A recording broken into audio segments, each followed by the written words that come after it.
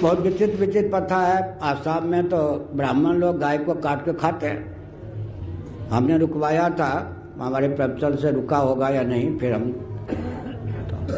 कहीं पर शास्त्र विरुद्ध प्रथा है, अंध प्रथा है।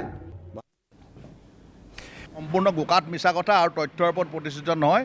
নিথলানন্দ সৰস্বতী দেৱৰ লেখীয়া এজন বিজ্ঞ পণ্ডিত মানুহে এনেধৰণৰ এটা মিছা কথা কোৱাটো বৰ অশোভনীয় কাম। আৰু আমি এই কথাটোত অসমৰ ব্ৰাহ্মণ সমন্বয় সমিতিয়ে একমুখে আমি গৰিহণা দিছোঁ, ধিক্কাৰ দিছোঁ।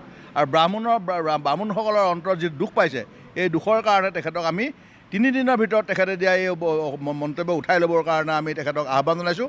আৰু যদি তেখেতে এই মন্তব্য উঠাই নলয় বা তেখেতে দুখ প্ৰকাশ নকৰে, তেতিয়া আমি ব্ৰাহ্মণ সমন্বয় সমিতিৰ ফালৰ পৰা আমি আইনী ব্যৱস্থা গ্ৰহণ কৰিম। তেওঁ ক'ত অসমৰ কোন অংশত কোন ব্ৰাহ্মণে গো মাংস ভক্ষণ কৰিছিল তেওঁ আমাক জনাব লাগে। আৰু তেওঁ কেতিয়া কেনেকৈ আহি কোন সময়ত আহি তেওঁ নিজে বন্ধ কৰিলে বুজনি দি, এই কথাখিনি স্পষ্ট আমি বিচাৰিছোঁ। 3 দিন সময় তেখেতক দিছোঁ।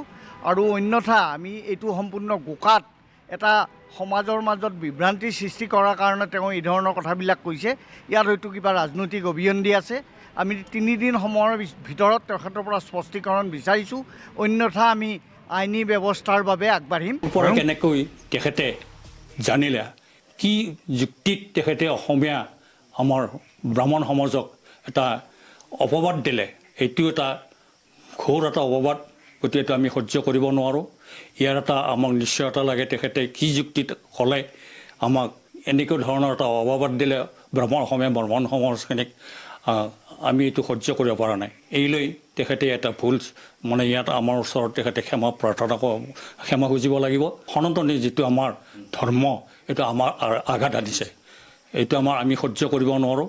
গতিকে শংকৰাচাৰ্য মহাৰাজে কি ভিত্তিত অসমৰ পূৰ্বৰ ব্ৰাহ্মণসকলে গোমাংস ভক্ষণ কৰিছিল বুলি ক'লে? তেওঁ দিয়া মতামতৰ বাবে আমাৰ অসমৰ ব্ৰাহ্মণসকলৰ উপৰিও বিশ্বৰ যিমান ব্ৰাহ্মণসকল আছে সকলোকে তেওঁৰ কথাই আঘাত হানিছে।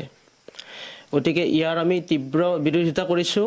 তেখেতে অসমৰ ব্ৰাহ্মণ সমাজৰ ওচৰত হাতযোৰ কৰি ক্ষমা প্ৰাৰ্থনা কৰক, নহ'লে পৰৱৰ্তী সময়ত তেখেতক আমাৰ অসমত প্ৰৱেশ। ভিডিঅ'টো যদি মানুহলোকে চালে প্লিজ চেনেলটো ছাবস্ক্ৰাইব কৰিবলৈ নাপাহৰিব।